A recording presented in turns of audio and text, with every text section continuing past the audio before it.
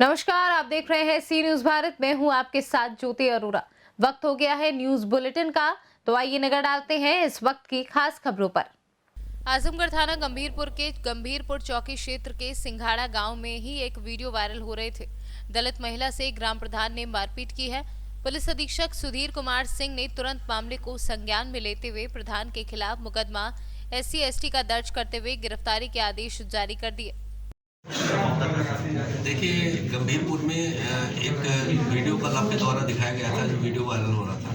उस संबंध में मेरे द्वारा, क्योंकि थाने पर इस संबंध में कोई सूचना प्राप्त नहीं हुई थी, मेरे द्वारा तत्काल प्रभारी निरीक्षक को मौके पर भेजा गया था।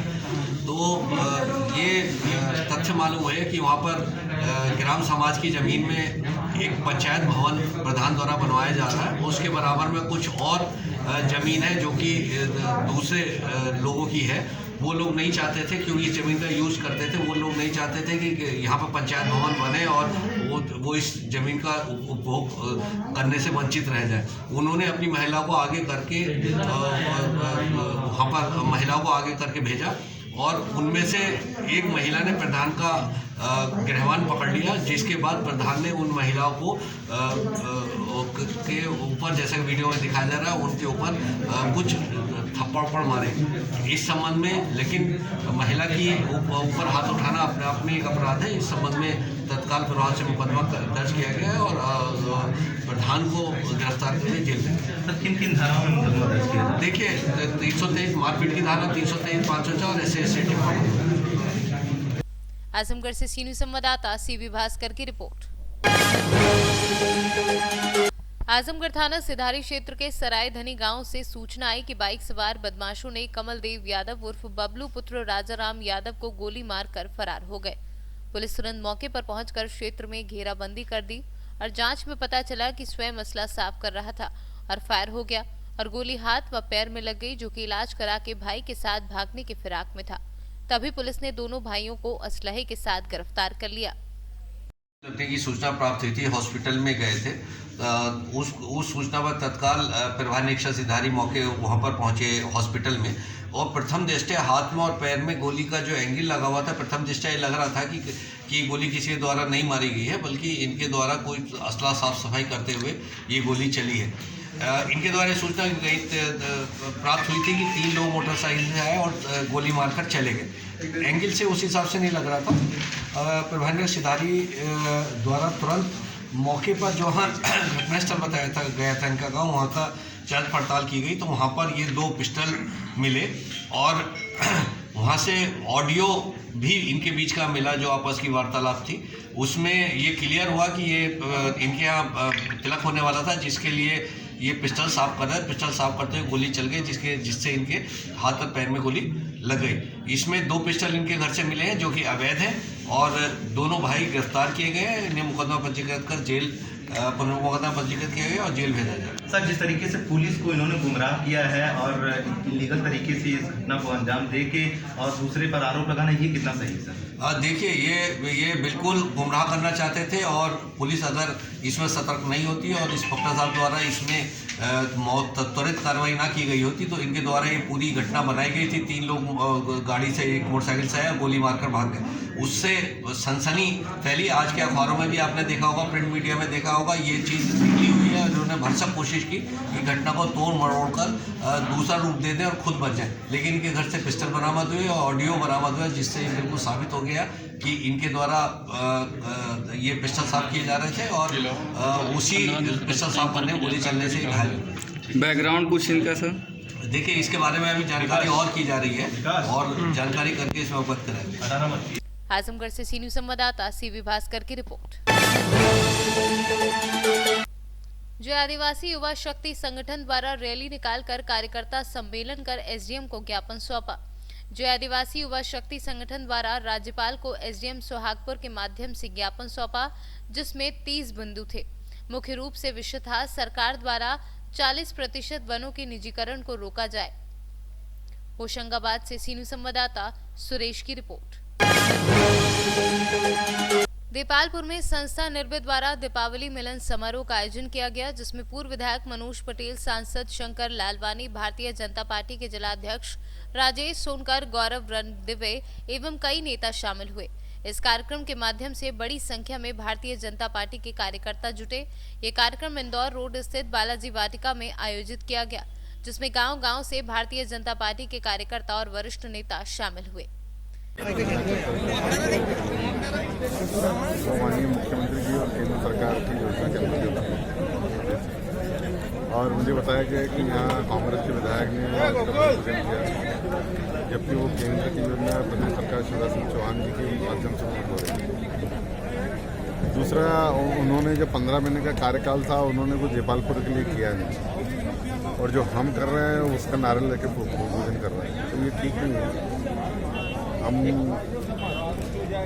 जो काम केंद्र सरकार और राज्य सरकार के माध्यम से होने वाले हैं उसका पूजन करेंगे और हमारे सभी पार्टी के नेता उसको। दूसरा, दीपालपुर की जो सिविल हॉस्पिटल की मांग काफ़ी दिनों से सुर्खियों में है।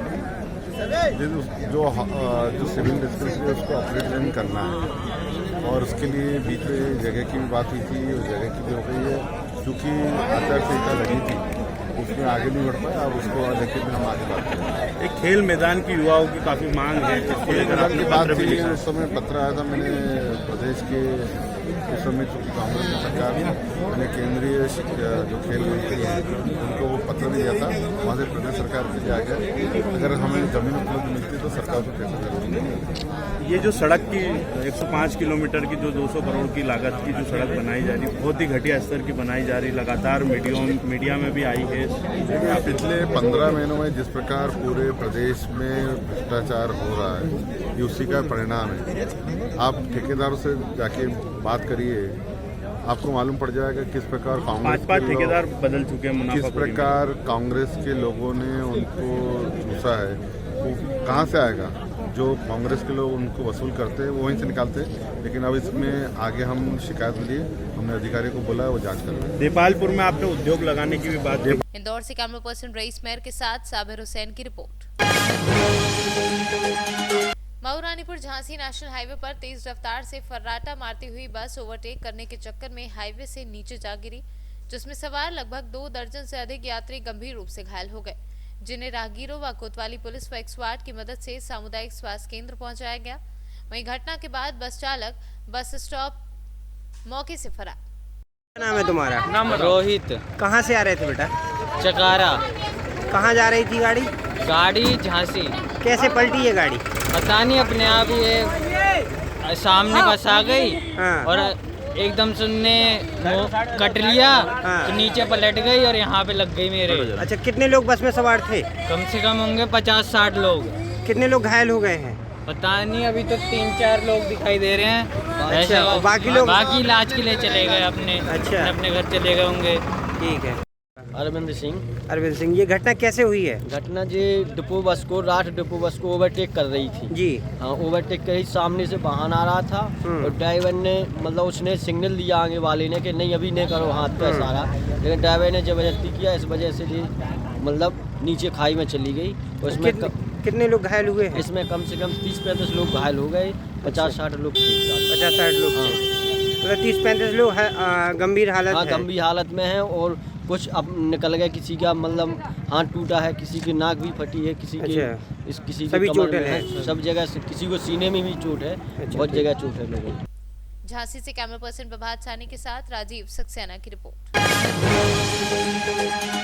महापौर रामतीर्थ सिंगल के जन्मदिन के अवसर पर महारानी लक्ष्मीबाई मेडिकल कॉलेज में कानपुर बुंदेलखंड के क्षेत्रीय उपाध्यक्ष सुधीर सिंह ने किए कंबल वितरित। सुधीर सिंह ने बताया कि पूरा विश्व कोविड महामारी से जूझ रहा है, जिसमें शासन प्रशासन पूरी तत्परता के साथ मरीजों की सेवा में लगा है। वहीं झांसी के महापौर रामतीर्थ सिंगल भी लोगों की सेवा में लगे हैं और इसी को देखते हुए झांसी मेडिकल कॉलेज में मरीजों को कंबल वितरित किए गए। अच्छा, आज आपने कंबल वितरण किए मेडिकल कॉलेज में प्रिंसिपल के समक्ष, किस संबंध में किए हैं आज? आज पूरा विश्व कोविड महामारी से जूझ रहा है। तमाम मरीज यहाँ पर आते हैं, भर्ती होते हैं, उनकी आवश्यकता के अनुसार प्रदेश और देश की सरकार अपने पूरी सामर्थ्य के साथ सेवा में लगी है। झांसी के जनप्रतिनिधि रामतीर्थ सिंघल झांसी की सेवा करते हुए भी इस काम में लगे हुए हैं। आज उनका जन्मदिन है। जन्मदिन के अवसर पर कोविड-19 में पीड़ित मरीजों का कुछ भला हो, इस दृष्टि से विद्यालय को आवश्यक था, अस्पताल में आवश्यकता थी। उस आवश्यकता को देखते हुए 50 कंबल की मेडिकल कॉलेज में भेंट करने के लिए आए थे। ब्यूरो रिपोर्ट, सी न्यूज़ झांसी। झांसी जिले के अलग अलग थाना क्षेत्रों में अवैध शराब बनाने वालों के ठिकानों पर पुलिस ने छापा मारा। छापेमारी की कार्यवाही के दौरान मौके से 2200 लीटर अवैध कच्ची शराब बरामद की। वहीं पुलिस ने अवैध रूप से शराब का कारोबार चलाने वाले 51 लोगों को गिरफ्तार किया है। वहीं जनपद के विभिन्न थानों पर 47 मुकदमे दर्ज किए हैं और एसपी सिटी विवेक त्रिपाठी ने बताया कि ये अभियान लगातार जारी रहेगा। जनपद झांसी में वरिष्ठ पुलिस अधीक्षक झांसी महोदय के निर्देशानुसार 20 तारीख से अवैध शराब निष्कर्षण के विरुद्ध अभियान चलाया जा रहा है, जिसमें अब तक 2200 लीटर अवैध शराब पकड़ी गई है और 35,000 लीटर लहन नष्ट किया गया है। 51 अभियुक्तों को गिरफ्तार किया गया है, जिसमें 47 अभियोग पंजीकृत किए गए हैं।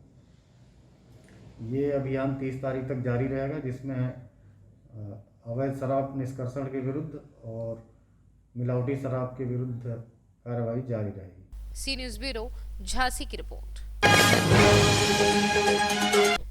सूरत जिले के महुआ तहसील में जीएच भक्त मेमोरियल फाउंडेशन ट्रस्ट द्वारा मासिक दर मासिक पौष्टिक पोषण वाले आहार का वितरण किया जाता है।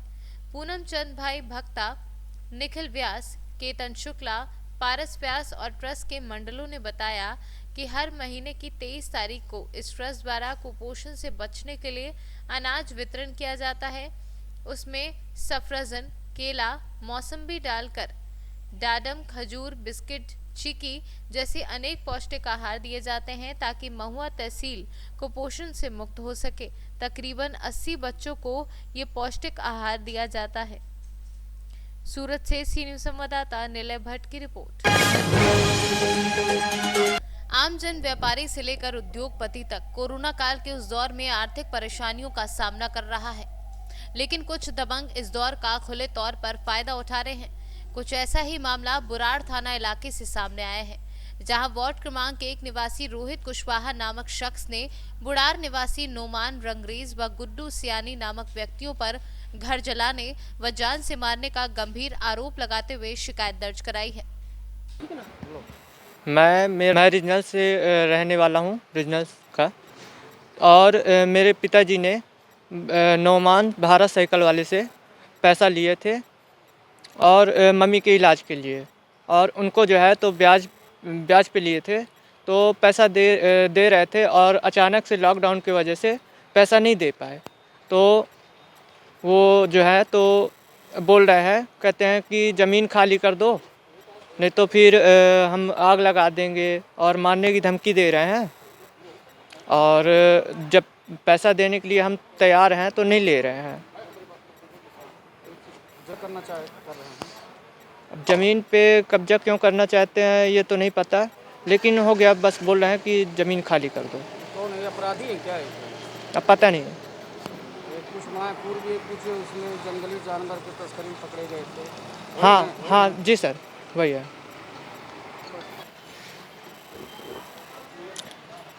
हम जो पैसा लिए थे वो दे रहे हैं, लेकिन वो जो है तो पैसा नहीं लेना चाहते, ज़मीन हथियाना चाहते हैं।